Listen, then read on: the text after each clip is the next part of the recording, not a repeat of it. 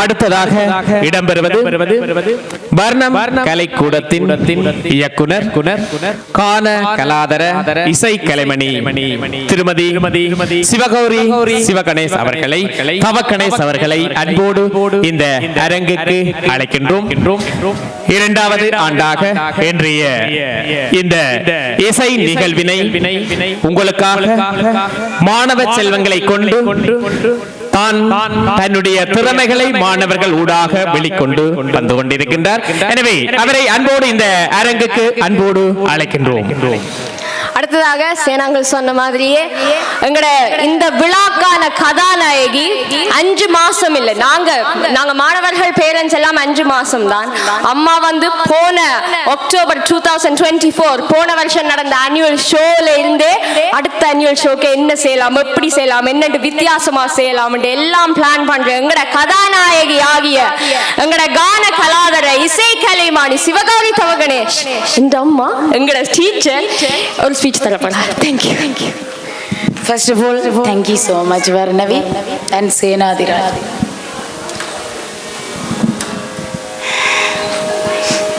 எனக்கே கொஞ்சம் மூச்சு வாங்குது. ஏன் தெரியுமோ, எல்லாருக்கும் மேடப்பயம். ஆனால் என் குட்டீஸுக்கு அப்படி இல்லை. ஃபர்ஸ்ட் ஆஃப் ஆல், என்னை இறைவன் நன்றாக படைத்தனன், தன்னை இசை நன்றாக செய்யுமாறு. மாதா பிதா குரு தெய்வம் எல்லோருடைய கால்களில் பாதம் வணங்கி கொண்டு உண்மையிலே நான் இந்த குரு பூசையினுடன் தான் இந்த என்னுடைய ப்ரோக்ராமை ஆரம்பிச்சேன். ஓகே, நான் உங்கள்கிட்ட என்னத்தை பத்தி கதைக்க போறேன்னு சொன்னா கதைக்கிறேன்னு சொன்னா எங்களுக்கு ஒரு கொஞ்சம் டைம் தான் தந்திருப்பினம். இட்ஸ் ஓகே, அடுத்த ப்ரோக்ராமுக்கு ரெடி ஆகிக்கொண்டிருக்கணும். வருணம் கலைக்கூடத்தின் நோக்கம் என்ன, അതിന്റെ ஸ்ட்ரகிள் என்ன, அதனூடாக அடுத்த எதிர்காலத்துல நான் என்னத்தை செய்ய போறேன், அடுத்த டார்கெட் என்ன, பிறகு என்ன நம்பி என்ற அழைப்பை ஏத்தி எல்லாரும் வந்திருக்கிறீர்கள். உங்களோட அன்புக்கு நான் நன்றி கடன் பட்டிருக்கின்றேன். முதலாவதாக வருணம் கலைக்கூடம் பிரித்தானிய மண்ணில் நான் காலடி எடுத்து வைத்ததுல இருந்து 18 வருஷமாக நான் அதுக்கு உழைச்சு கொண்டிருந்தேன். என்னுடைய குழந்தைகளை இந்த மேடையில் கொண்டு வந்து தவள நான் விரும்பவில்லை. என்னுடைய குழந்தைகள் எழும்பி நடக்க கான்பிடென்டா இருக்கும், சூப்பர்பா பாடும், நல்லதா பாடும், ஆடியன்ஸ கவரவன். அதுக்குத்தான் நான் இவ்வளவு காலம் வெயிட் பண்ணினேன். அதுக்காக 18 வருஷம் வெயிட் பண்ணி ரெண்டாவது ஆனுவல் ஷோவை வெரி சக்சஸ்ஃபுல்லா ஃபர்ஸ்ட் செய்த நான் ரெண்டாவதையும் உங்களோட சப்போர்ட்டிவ்லாம் இருக்கு. மேபி என்ற குஞ்சு குழந்தைகள் எல்லாம் நல்லா உங்களை ஹாப்பியா மேக் பண்ணி இருப்பார்கள் என்று நான் நினைக்கிறேன். உண்மையில இப்ப எல்லாம் சோசியல் மீடியாவை எடுத்து பார்த்தா எங்கட ஸ்ரீலங்காவில எல்லாம் அந்த நியூஸ்களை பார்க்கலாத அளவுக்கு அந்த குழந்தைகளின் தடுமாற்றம் நடந்து கொண்டிருக்கு. ஆனால் எங்களுடைய இந்த புலம்பெயர் இந்த நாட்டிலே நாங்கள் வந்து ஒரு வேர் பறிக்கப்பட்டவர்களாக நாங்கள் இங்கே நடப்பட்டோம். எங்களுடைய அடுத்த ஜெனரேஷனை நாங்கள் எப்படி சிதைந்து கிடக்கின்ற பலவாறு கிடக்கின்ற கல்ச்சருக்கு எங்கட கல்ச்சரை எப்படி நாங்கள் பிள்ளைகளுக்கு சொல்லி கொடுக்கலாம் என்று என்னால் உருவாக்கப்பட்ட பிள்ளைகளுக்கு எடுத்துக்கொண்ட ஆயுதம் தான் இந்த இசை. வேற வேற போன் தொடர்புகளோ வேற எண்ணங்களுக்கு கூடாகவோ எங்களுக்கே நாங்கள் ஒரு பெரியாக்களா இருக்கிறோம். எங்களுக்கு இந்த போன் எவ்வளவு அடிக்ஷன் ஆகுது, நாங்களே எவ்வளவு மாறி இருக்கிறோம்ன்றது எல்லாருக்கும் தெரியும். நீங்கள் எல்லாருமே போனுகள் இல்லாம இருக்க மாட்டீங்க, இன்க்ளூடிங் மீ ஆல்சோ. அப்ப அந்த பழக்க வழக்கத்தை நாங்க கொஞ்சம் மாத்துவோம். இந்த இசையினூடாக நானும் இந்த சமூகத்துக்கு தொண்டாற்றுறேன். மற்றற்ற மகிழ்ச்சியும் பெருமையும் அடைகிறேன். அதாவது உடல் ரீதியாகவும் மன ரீதியாகவும் உணர்ச்சிகள் ரீதியாகவும் என்னுடைய குழந்தைகள் வளர்க்கப்படுகிறார்கள் இசையினூடாக.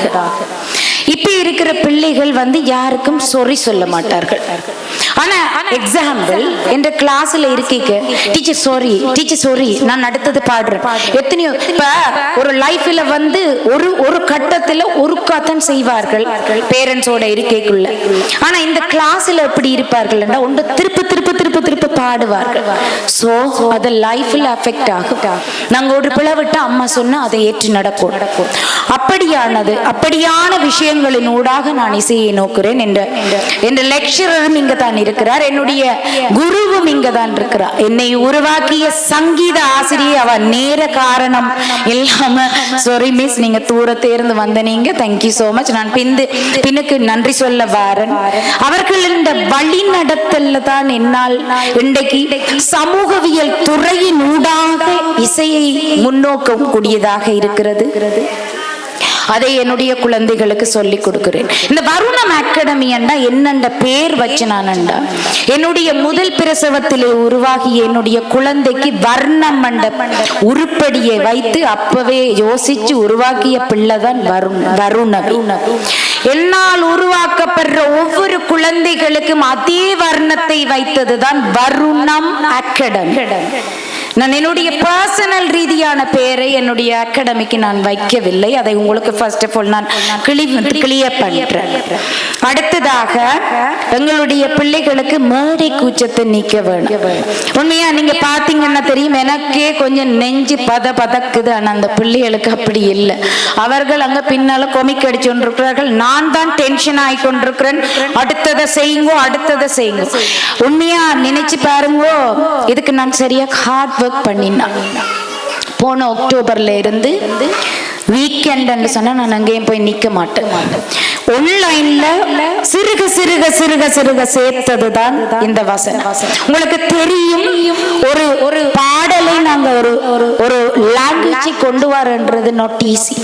பிறந்த குழந்தைகளில் இருந்து 53-54 வயசுக்காரர் மட்டும் அவர்களை எப்படி நடத்துவதென்று என்னுடைய 18 வருஷ எக்ஸ்பீரியன்ஸின் ஊடாக நான் அவர்களை உருவாக்கி இருக்கின்றேன். உங்களுக்கும் அவர்கள் பாடியது பிடித்திருக்கும் என்று நினைத்திருக்கின்றேன். அதாவது முதலிலே சின்ன குழந்தைகள்ல இருந்து ஒரு வசனமா உருவாக்குவேன். இந்த அக்டோபர்ல இருந்து இப்ப வரைக்கும் அவர்களுடைய ட்ரைனிங் என்னாலே ஃப்ரீயா வழங்கப்பட்டது. இசையை யாரும் விற்க கூடாது. இந்த சமூகத்திலேயே எல்லாத்துக்கும் ஒரு வியாபாரம் நடக்கிற நோக்கம் தான் இங்கே நடந்து கொண்டிருக்கிறது. இந்த வருணம் அகாடமி எப்பவும் ஃப்ரீயா ட்ரைனிங் கொடுக்கப்படும். ஆனா அதுக்கு பிறகு அதுக்குரிய பேமெண்ட்கள் இப்ப ஹோல் எல்லாம் உங்களுக்கு ஃப்ரீயா தர மாட்டாங்க. சோ இப்படியான ஷோவை நான் நடத்துறேன்னு சொன்ன என்ன ஸ்ட்ரகிள் பண்ணான்டா, இப்படியான ஷோக்கள் நீங்கள் எல்லாரும் செய்யற, நீங்க இங்க பெரிய ஆக்கள் எல்லாம் இருக்கிறீங்க, அதுக்கு ஸ்பான்சர்ஷிப் வேணும். ஆரம்பத்துல நானும் ஸ்பான்சர் எடுத்து செய்யலாம்ன்ற மாதிரி சில ஆக்கள்கிட்ட ஸ்பான்சருக்கு போக என்ன ஏதோ காசுக்கு அவைகிட்ட கேட்கிற மாதிரி ஒரு ஃபீலிங். நான் ஒரு குரூப் ஃபார்ம் பண்ணி வச்சிருக்கேன். அதுல ஒரு மெசேஜ் போட்டேன், எனக்கு வெளியால ஸ்பான்சர்ஷிப் எடுக்கிறது அவ்வளவு இஷ்டம் இல்லை. பிள்ளைகள் பேரண்ட்ஸ் நானும் பாரு உங்களோட ஹெல்ப் பண்ண, எங்களுக்கு ஒருத்தர் ஸ்பான்சர் வேண்டாம், நாங்களே செய்வோம். தோளோடு நின்று தோள் கொடுத்து இண்ட வரைக்கும் என்னோட தோள் கொடுத்து உழைத்தவர்கள் வேற யாரும் இல்லை, என்னுடைய பேரண்ட்ஸ். அவர்களுக்கு நாங்கள் ஒரு பரத்த கரகோசத்துடன் நாங்கள் இன்றைக்கு நான் இதுல நிக்கிறேன் என்று சொல்லி சொன்னா பினான்சியலா நான் முன்னுக்கு வர இல்லை. என்ற திறமையை வச்சுக்கொண்டுதான் நான் முன்னுக்கு வந்தேன். எல்லாரும் சொல்லுவார்கள், பணம் இருக்கிறவன பக்கத்து வீட்டுக்காரனுக்கே தெரியாது, கற்றவர்க்கு சென்ற இடமெல்லாம் சிறப்பு. அதை வச்சுக்கொண்டுதான் நான் இன்றைக்கு என் பேரண்ட்ஸ் இந்த சப்போர்ட்டிவ்லையும் பிள்ளைகள் சப்போர்ட்டிலையும் நான் வளர்ந்திருக்கின்றேன். ஆனால் இப்படி நான் நெடுக பேரண்ட்ஸ் அவற்ற சப்போர்ட்டுகள் இருக்கும். நான் 2 வருஷம் என்ன ப்ரூவ் பண்ணிட்டேன். எங்களுடைய வேல்யூ, எங்களுடைய டேலண்ட நான் ப்ரூவ் பண்ணிட்டேன். இப்போது நான் ஒரு அறைகூவல் வர்றேன். என்னன்னு சொல்லி சொன்னா, நான் மெயினான ஒரு ஸ்பான்சர்ஷிப் தர்றேன். எனக்கு இப்படி நெடுகளுமே நாங்களே என்னுடைய பேரண்ட்ஸ் எல்லாருமே சேர்ந்து செய்யது அது எனக்கு ஒரு கஷ்டமா இருக்கு. ஆல்வேஸ் நான் ஃப்ரீயா படிப்பேன். ஆனா இந்த ஹோலுக்கோ, இந்த சவுண்டுக்கோ, இந்த டிஜேக்கோ, மற்றது இந்த இன்ஸ்ட்ருமெண்ட்ஸுக்கோ பே பண்றதுக்கு அடுத்த முறை நாங்கள் ஸ்ட்ராங் ஆயிட்டோம். இனி தானாக வருணம் அகாடமியை நாங்க ஸ்பான்சர் ஸ்பான்சர் பண்றேன் என்று சொல்ற அளவுக்கு நான் ஸ்பான்சர்ஷிப் தர்றேன். மேபி அது கிடைக்கும், எல்லாட்டிக்கும் நாங்க ஒர்க் பண்ணுவோம். இது எனக்கு ஒரு பெரிய ஸ்ட்ரகிளா இருந்தது, பினான்சியல் ரீதியான ஸ்ட்ரகிளா இருந்தது. அடுத்ததாக நான் என்னுடைய நன்றி அடுத்ததாக நான் என்ன செய்ய போறேன்னா, என்னுடைய எதிர்கால நோக்கம், எனக்கு ஒரு ஆசை இருக்கு. புலம்பெயர்ந்த சமுதாயம் இசைய இப்படி கலாச்சாரத்தை விட்டு போற மாதிரி என்னோட ஃபீலிங் ஒன்று இருக்கு. இப்ப சொல்றேன், நான் அங்கே என்னுடைய ப்ரீ ட்ரைனிங் எப்பவும் இருக்கு. அங்கே ஒரு வருணம் கலைக்கூடத்தை உருவாக்குவதற்காக நான் ஒர்க் பண்ணி கொண்டிருக்கிறேன். சார் சொல்லி இருந்தார், சார் உங்களோட கருத்தை நான் அக்செப்ட் பண்றேன், அதுக்கு நான் ஒர்க் பண்றேன். அதுக்கும் எனக்கு பினான்சியல் ரீதியா என்னன்னு சொன்னா, நெடுக ஆன்லைன்ல கிளாஸஸ் எடுக்க இயலாது. நான் அங்க 2-3 டீச்சர்ஸ் உருவாக்கணும், அவைக்கு நான் பே பண்ணணும். ஆனா பிள்ளைகளுக்கு ஃப்ரீயா படிக்கணும். அது ஈழத்துல எப்பப்போ ஒரு நாள் என்னுடைய கனவு நனவாகும் வருணம் அகாடமி அங்க செய்வேன். ஆனால் அடுத்த டார்கெட் எனக்கு இங்கே அங்கீகரிக்கப்பட்ட நிறுவனத்தினூடாக ஸ்பெஷல் சைல்டுக்கு நான் ஃப்ரீயா ட்ரெயின் பண்றதுக்கு நான் தயாரா இருக்கிறேன். யாராவது நீங்க அந்த நிறுவனத்துக்கு ஊடாக என்ன நீங்க நம்பிக்கையா கொண்டே சேர்த்தீங்கண்டா, நான் அவர்களை உருவாக்கி அடுத்து இந்த கான்சர்ட்ல நான் அவர்களை கொண்டுருவேன். ஏனென்று சொன்னா, இங்கே சிறப்பு குழந்தைகள் எல்லாரும் இங்கே கண்ணக்கவா இருக்கிறார்கள். அவர்களை வழி நடத்த வேண்டும்.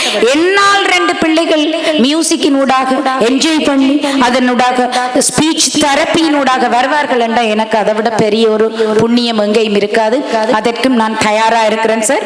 அடுத்த வருஷம் என்ற அடுத்த டார்கெட் இதுவாக இருக்கின்றது. அடுத்து நீங்க சொன்னீங்க சார், அந்த பெடியல் கொஞ்சம் வாயாற்று. அவன் இன்றைக்கு ஒருத்தன் எனக்கு வேட்டி கட்டினதே பிரச்சனையா போயிட்டு பார்த்து நீங்களும், அவன் இதுக்கிடையில கம்ஃபர்டபிள் இல்லாம இருந்தோண்டு அந்த வேட்டிய அப்படியே, ஆனா உள்ளுக்கு பேண்ட்ஸ் போட்டிருக்கிறேன். அப்ப நான் சொல்றேன் மைக் இல்லாம, ஐயா எந்த பிள்ளைகள் மாதிரி தான் எல்லாரையும் ட்ரீட் பண்ணுவேன். நாங்க பட்டியல் கத்துற அளவு அவர் சரியான ஒரு ஹீரோ அவர் இதுக்குள்ள. அப்ப நான் சொன்னேன், ஜோக்காத்தான் சொல்றேன், ஹேர்ட் பண்ண அவனும் ஹேர்ட் ஆக மாட்டான். அப்படித்தான் சார் பிள்ளைகள் இருக்கணும், ஆம்பளை பிள்ளைகள். அவர்களை எல்லாரையும் நான் ட்ரெயின் பண்றேன்றது இந்த ட்ரைனிங்ல அவ்வளவு ஜோக்கா இருக்கும், ஆனா காரியத்துல கண்ணா இருப்பேன்.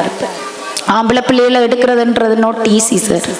நீங்க சொல்றதை நாங்க அடுத்த வருஷம் அடுத்த இதுல நான் அவையில ஒருக்கா பாக்குறேன். நான் நீங்க 2-3 ஸ்ட்ரிக்டா கதை சொன்னீங்கன்னா அவங்களை அடுத்த கிழமை சொல்லுவாங்களே, இந்த சங்கீதம் ஏன் படிக்கணும் அம்மா, இந்த சங்கீதத்தால என்ன பிரயோசனம் ரெண்ட மாதிரி ஓடிடுவாங்க சார்.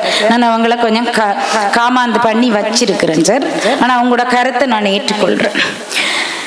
ஓகே, நன்றி கடனுக்கு வாரன். குணன் டீச்சர், நான் உங்கள்கிட்ட படிச்சிருக்கிறேன். நான் எத்தனையோ டீச்சர்ஸ்கிட்ட படிச்சிருக்கிறேன். என்ற மியூசிக்கு உங்கள்கிட்ட நான் படிச்சிருக்கிறேன். Thank you so much. நீங்க அந்த நேரம் எனக்கு A லெவல் வரைக்கும் மியூசிக் எடுத்த நீங்க என்னுடைய குரு. நீங்கள் படிப்பு கேட்க அப்ப எல்லாம் எங்களுக்கு கூட இப்படி ஜோக்கா இருக்க மாட்டீங்க. நான் அப்படி அடுத்த ஜெனரேஷனோட இருக்கிற மாதிரி நீங்க இல்ல, வெரி ஸ்ட்ரிக்டா இருப்பீங்க. உங்களை கண்டா எங்களுக்கு சரியான பயம். It's okay. அந்த அந்த அத்திவாரம் தான் என்ன இன்றைக்கு உருவாக்கி இருக்குது. First of all thank you so much miss. என்னுடைய அழைப்பை ஏற்று வந்ததுக்கு, மானசீக குருவாக நீங்க இங்க வந்ததுக்கு தேங்க்யூ ஸோ மச்.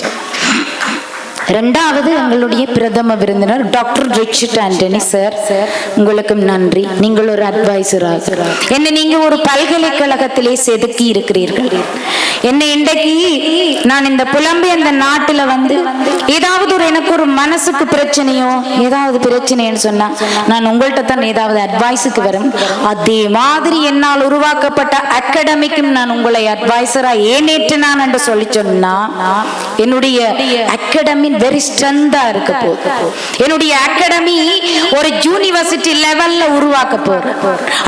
அடுத்த கான்சர்ட்ல நீங்க சொன்ன மாதிரி சார், அது உங்களோட பொறுப்பு.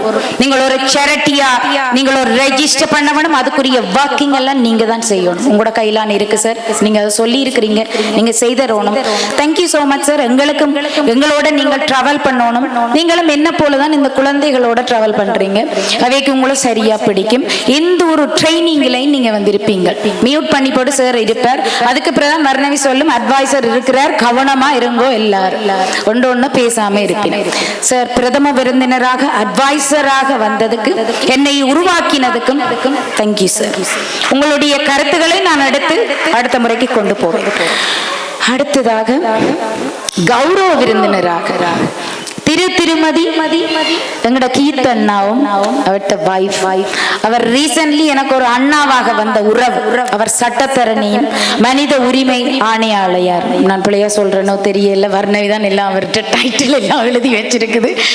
கீர்த்தண்ணாக்கும் அவர்கிட்ட வைஃப் வேற யாரும் இல்ல, உணர்ச்சி கவிஞன் காசி ஆனந்தன் ஐயாவின் மகள் டாக்டர் தேனு என்றுதான் எனக்கு தெரியும். உங்களுக்கு ஃபர்ஸ்ட் ஆஃப் ஆல் கௌரவ விருந்தினராக இவ்வளவு பிஸி ஷெட்யூல்லையும் நான் கேட்டதுக்கு உங்களுக்கு இசையில அவ்வளவு இன்ட்ரெஸ்ட் இருக்குன்னு நான் நினைக்கிறேன். எனக்குண்டா முதல் ஃபீட்பேக் நீங்க தான் தந்தீங்க. இவ்வளவு ட்ரெயின் பண்றது நாட் ஈஸி என்று சொன்னீங்க. கண்டிப்பாக ஏனென்று சொன்னா உங்கள் தந்தையாருடன் நீங்கள் சிறு வயசுலேருந்து ஒர்க் பண்ணி இருப்பீங்க நினைக்கிறேன். அதுல ஊறி இருக்கிறீர்கள்.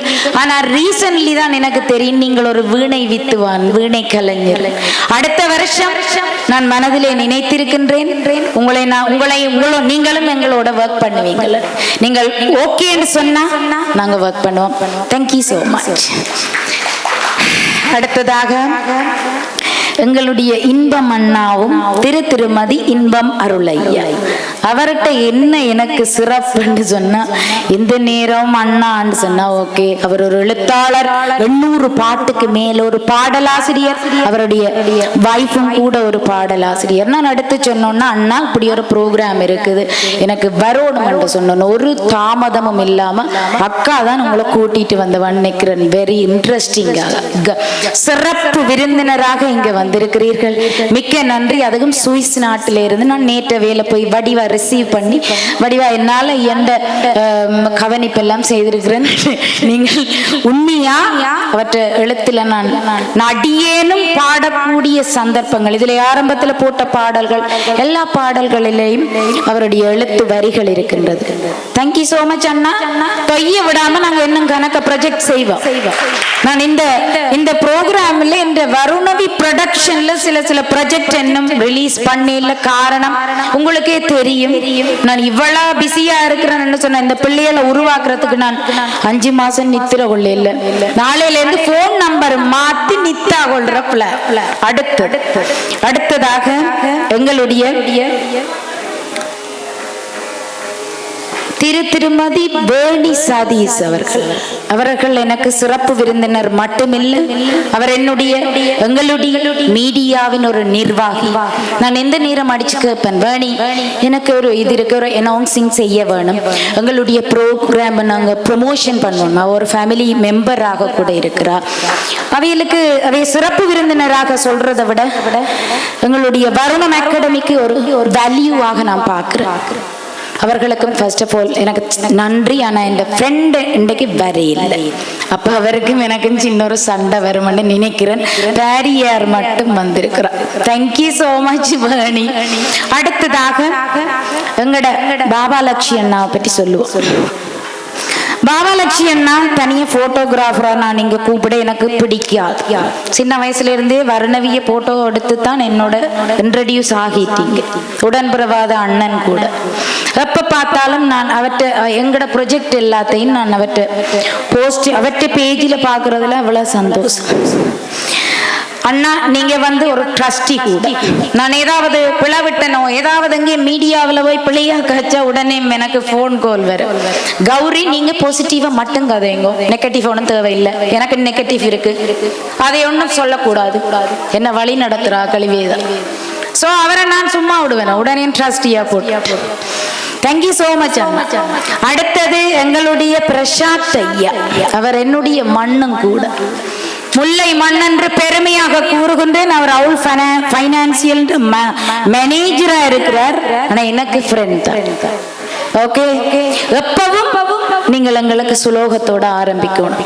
நீங்க நினைப்பீங்க ஏன் கௌரி இப்படியே ஆக்களோட டிராவல் பண்ணுது மாத்தா.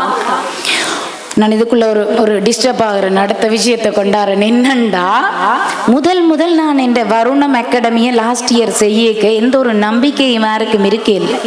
ஆனா இவ்வளவு பேரும் எனக்கு கை கொடுத்தார்கள். பிரதம விருந்தினரான் சரி, சர்மா அண்ணா, மற்றது பிரசாத், பாபாலட்சுமி அண்ணா, எல்லாரும் எனக்கு கை கொடுத்தவே. அடுத்ததா நான் செல்வராஜா மாஸ்டர்கிட்ட வாரன்.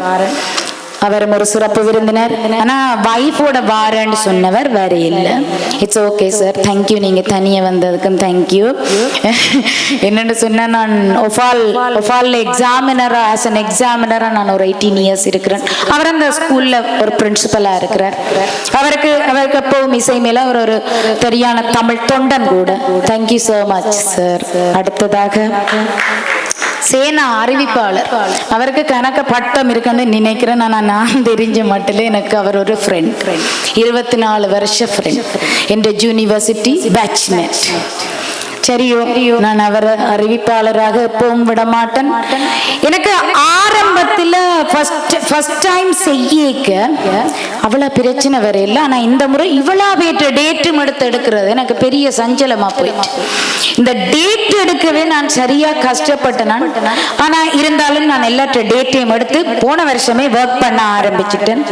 அதோட எனக்கு முதலாவது மங்கள விளக்கேற்றின சிறப்பு குழந்தைன்னா மாறி நினைச்சு எனக்கு அவன் ஒரு ஸ்பெஷலான பிள்ளை. என்னன்னு சொன்ன கரிகாலன் சத்தியவன். அவர் கிரேட் 6 வரைக்கும் படிச்சார் சார். நீங்க சொன்ன மாதிரி அவர் ஒரு ஆம்பளை பிள்ளை.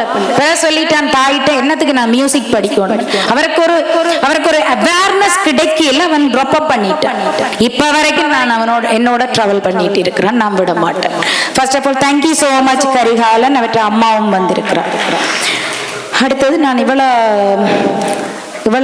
என்னுடைய தோள் கொடுக்கும் தோழமையிலிருந்து விஜயரூபன், உமை குமரன், முருகு பிள்ளை சதீஷ், நான் பார்த்து சொல்றேன், நிரோஜா, சரண்ஜா, மற்றது இங்கால வேணி, அங்க கலைமகள் எல்லாருமே, தீபா எல்லாரும் அங்க தீபா பக்கத்து உமையின் வாய் நான் விட்டு சொன்னா மன்னிக்கவும். சாரி. இவ்வளவு பேரும் வந்திருக்கிறீங்க. Thank you so much. எப்பவும் நான் தோள் கொடுக்கும் தோழம் மேல பெருமையா நிப்பேன் என்னுடைய இசையால. நீங்களும் எனக்கு சப்போர்ட்டா இருக்கிறீங்க. அடுத்ததாக என்னுடைய சொந்தம், என்னுடைய புதுக்குடியிருப்பு மண்ணுக்காக வந்திருக்கிறார் வில்வண்ணா. என்ன பிறந்ததுல இருந்து மேபி பார்த்திருப்பார். நான் ஒருக்கா போன் பண்ணி சொன்னேன். என்னன்னு சொன்னா புதுக்குடியிருப்பு மக்களால சில நேரங்கள்ல நான் இதுல பாபாலட்சுமின்னா இந்த நெகட்டிவ் பாயிண்ட் நீங்க சொல்ல வேணாம்னு சொல்லி இருக்கிறீங்க. என்னவோ சொல்லுவார்கள், அந்த முற்றத்து முல்லைக்கு வாசம் தெரியாது. சில சந்தர்ப்பங்களில் நிராகரிக்கப்பட்டேன். சில மாடிகளில் ஏறி 2 பாட்டு 3 பாட்டு என்னுடைய குழந்தைகளை நான் 1-2 வாத்தியத்தோட கொண்டு போறேன். அவ்வளவு வாத்தியத்தோட வெரி ஸ்டாண்டர்டா கொண்டு போவேன். ஆரம்ப காலத்தில் எங்கட ஊர்ல கோவாலையாண்டவர்கள் இருந்தவர். அவர் சொல்லுவார், அடுத்த இன்னும் ஒரு பாடு என்ற மாதிரி அறிவிப்பாளர்களால் என்னுடைய குழந்தைகள் இறக்கப்பட்டார்கள். 2 பாட்டோட இறங்கு, 3 பாட்டோட இறங்கு. அன்னைக்கு யோசிச்சேன், சார்கிட்ட எல்லாம் சொல்லுவேன், சார் எனக்கு இப்படி ஒரு அடி விழுந்துட்டு சார். என் குழந்தைகளை கொண்டு நான் இன்ஸ்ட்ருமெண்ட்ஸையும் கொண்டு இங்க இருந்து லூசியத்துக்கு போறது எவ்வளவோ தூரம்.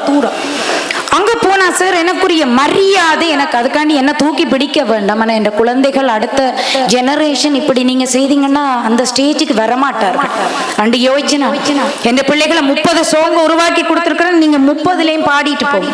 ஏன் அதுல ஏற்பட்ட வலி, ஏமாற்றம், நிராகரி எங்களுக்கு அடுத்தவர்கள் எங்களுக்கு இனி வாய்ப்பு தேடி நாங்க போக மாட்டோம். ஏன் எங்களுக்குரிய வாய்ப்பை நாங்களே தேடிக்கொள்வோம். எனக்குரிய வாய்ப்பை சோசியல் மீடியா எல்லாரும் சொல்லுவார்கள் நரகம். நோ, எல்லா சோசியல் மீடியாவையும் நான் யூஸ் பண்றேன். ஈவன் டிக்டாக்ல கூட இருக்கிறேன். ஏன் என்னுடைய ப்ரொஃபஷனலை மட்டும் போடுறேன். இசையை நான் அதனால் தான் வளர்த்து கொண்டேன். அதுல எத்தனை பேர் என்ன விஷ் பண்ணுவார்? சொந்தமோ ஊரோ விஷ் பண்ணாது. உலகத்தில் இருக்கிற அத்தனை பேரும் விஷ் பண்ணுவார்கள். ஏன் அடுத்தவர்கள் முன்னேறக்கூடாண்ட ஒரு சபதம் அங்கட தமிழாக்கள்கிட்ட இருக்கு. அதுக்காக என்னால் உருவாக்கப்பட்ட குழந்தைகளையும் நான் எந்த வழியில் கொண்டு போகணும் என்று உருவாகினதுதான் வருணம் கலைக்கூடத்தின் ஆனுவல் ஷோ. இது நடுக நடக்கும். இன்னொரு ஆக்கள்கிட்ட நாங்க போய் வாய்ப்பு எங்களுக்கு தேவையில்லை. உங்களோட நிராகரிப்புகள் ஒன்றும் வேண்டாம். பாவலட்சுமி இதோட நான் நிப்பாட்டுறேன். அடுத்ததை சொல்றேன். இந்த வாத்திய கலைஞர்கள் உண்மையா ஆனந்த நடேசன் மாஸ்டர் மறைந்திருக்கின்றார். அவரோட தான் நான் இப்போ டிராவல் பண்ணி இருக்கிறேன். அவற்ற பிள்ளைகள் தான் வாய்ச்சிருக்கிறார்கள். பாருங்க, அடுத்த ஜெனரேஷனை தான் கொண்டு போட்டிருக்கிறேன். எங்கட ஜெனரேஷனை நீ ஓய்வு பாருங்க, அடுத்த ஜெனரேஷனை உருவாக்கி போட்டிருப்பேன். இனி வரும் காலத்திலே நான் முன்னுக்கு தான் இருப்பேன். எனக்கு இந்த கான்செர்ட் வந்து என்னை அவ்வளவு ஸ்ட்ராங் ஆக்கிட்டு இருக்கு. நான் சின்ன சின்ன வரிகளை சொல்லி படிப்பிச்சு போட்டு கடைசி வீக்கில் நான் கொஞ்சம் டயர்ட் ஆயிட்டேன். என்னண்டா அக்டோபர்ல இருந்து ஸ்டார்ட் பண்ணி நான் 1500 மீட்டர் ஓடின எனக்கு டயர்ட் ஆயிட்டேன். நான் பேசாம இருந்துருவேன். இதில் 2 பிலோ எனக்கு இருக்கு. வருணவி அண்ட் டிலான் அவர்களை நான் இங்க கௌரவிக்கிறதாக இருக்கிறேன். ஏனென்றா அவர்கள் தான் அடுத்தது பின்னுக்கு கொண்டு போவார்கள். அவர்களை நீங்க கவனிங்க. அவர்களுக்கு க்ளோஸ் அப்ல மக் இருக்கும், பெர்ஃபெக்ட்டா வட்டிவா பாடுவார். நான் முந்தி அவர்களோட சேர்ந்து பாட வேண்டிய சிச்சுவேஷன் இருக்கு. இப்போ நான் ஆனால் உண்டு என்னுடைய ட்ரைனிங்கில் என் கண் அசைந்தால் என் கை அசைந்தால் அவர்கள் அடுத்த ஸ்டெப்பை செய்து விடுவார்கள். ஃபாஸ்ட் என்று சொல்லுவன் ஃபாஸ்டா பாடுவார்கள், ஸ்லோவ் என்று சொல்லுவன் ஸ்லோவா பாடுவார்கள். தாளம் போட்டு வடிவா பாடுறார்கள். நீங்க அதை கவனிச்சிருப்பீங்க. அப்படி நான் கஷ்டப்பட்டு தான் ட்ரைனிங் பண்ணினான். சும்மா எல்லாம் செய்யலாது. ஏனென்றா என் ப்ரோக்ராம் வருணம் அகாடமிக்கு ஒரு ஸ்டாண்டர்ட் இருக்கணும் என்று எப்பவும் கீப் அப் பண்ணுவேன். அதை நான் டவுன் பண்ண மாட்டேன். கவனிச்சிருப்பீங்க. சின்ன குழந்தைகளை தனியே விட மாட்டேன். ஏன் அவர்கள் இப்பதான் அதுல பிறந்திருக்கிறார்கள். அப்ப பெரியாக்கள் இருக்கும்போது அண்ணா வந்திருக்கிறா, அப்பா வந்திருக்கு, அக்கா வந்திருக்கிறா, எங்களுக்கு அவை பாடைக்கு ஒரு கான்ஃபிடென்ட் வரும். அவர்களோட நானும் போயிருந்தேன். ஏன் அவர்களுக்கு ஒரு கான்ஃபிடென்ட் வரும். அவர்கள் பயப்பட மாட்டார்கள். டீச்சர் இருக்கிறா, எல்லாரும் இருக்கிறார். என்றவே அப்படித்தான் போயிட்டு இருக்கும்.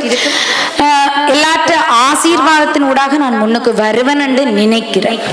அடுத்ததாக டெக்கரேஷன் செய்த உண்மையா கேட்டோன்னே உண்மையா நான் இந்த டெக்கரேஷனுக்கு பே பண்ணிடல. உண்மையை சொல்றேன். அவர் வந்து ஒரு ஸ்பான்சர்ஷிப் தான் விட்டுட்டும் போட்டேன். உண்மையா எனக்கு பேருன்னு தெரியா.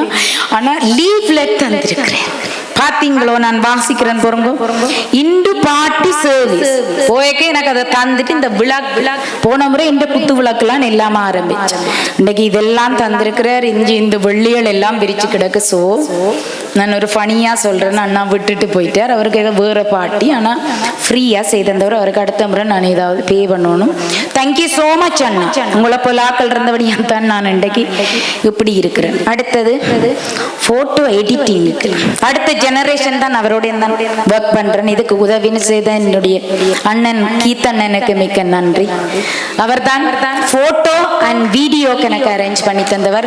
கஜன் எனக்கு வீடியோ தம்பின்ற உண்மையா பேர் தெரிய வீடியோன்னு தான் ஐயா சர்வ் பண்ணி வச்சிருக்கிறேன்.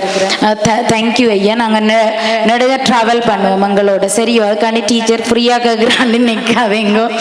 சரியோ அப்பன். Okay thank you. நாங்கள் அடுத்த ஜெனரேஷனோட ஒர்க் பண்ற வாய்ப்பு எங்களுக்கு கிடைச்சிருக்கிறது.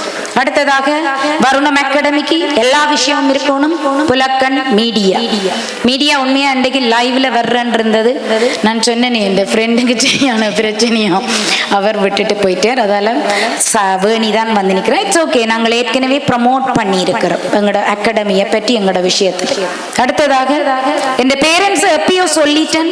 இருந்தாலும் என் பேரண்ட்ஸ் நீங்க இல்லாட்டிக்கு நான் இப்படி நிக்க மாட்டேன்.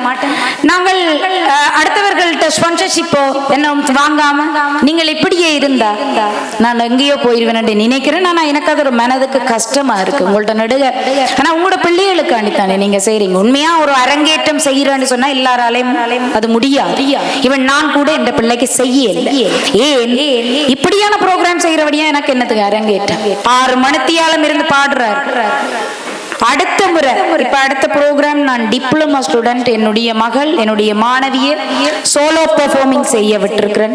காரணம் பின்னுக்கு இருக்கிறார்கள். அடுத்த கான்சர்ட்ல எனக்கு 4-5 பேர் டிப்ளமா செய்ய இருக்கிறார்கள். சார் நான் அவையில உருவாக்கி அடுத்த டீச்சர்ஸா கொண்டு வருவேன். அதோட எனக்கு வீணை வாசிக்கிற ஃப்ளூட் வாசிக்கிற பிள்ளைகளை பாருங்க. நீங்க நினைப்பீங்க மியூசிக் இசையை படிச்சா படிப்பை விட்டுருவார்கள். நோ, சின்ன வயசுல மூளையில மடிப்பு உருவாகுமா அப்படியான ஞாபக சக்தியை வச்சிருக்கிறபடி. அப்ப நீங்க எல்லாத்தையும் விட்டு அவர் ஒரு final year medical students imperial university வீணை வாசிக்கிறார். அவர் இன்டர்நேஷனல் ரீதியா எல்லாம் அரங்கேற்றம். அவர்கிட்ட டீச்சர் என்ற ஃப்ரெண்ட் அவர்கிட்ட சிஸ்டர் தான் அதுல ஃப்ளூட் வாசிக்கிறார். அவை புதுசா அணைஞ்சு கொண்டிருக்கணும். அவையோட அடுத்த நான் அவையோட கண்டினியூவா ஒர்க் பண்ணுவேன். அடுத்தது இந்த இன்ஸ்ட்ருமெண்ட்ஸ் காரத்து பேர் எல்லாமே இதுல இருக்குது. ஆனா நான் முதலே அவைக்கு சொல்லிட்டேன்.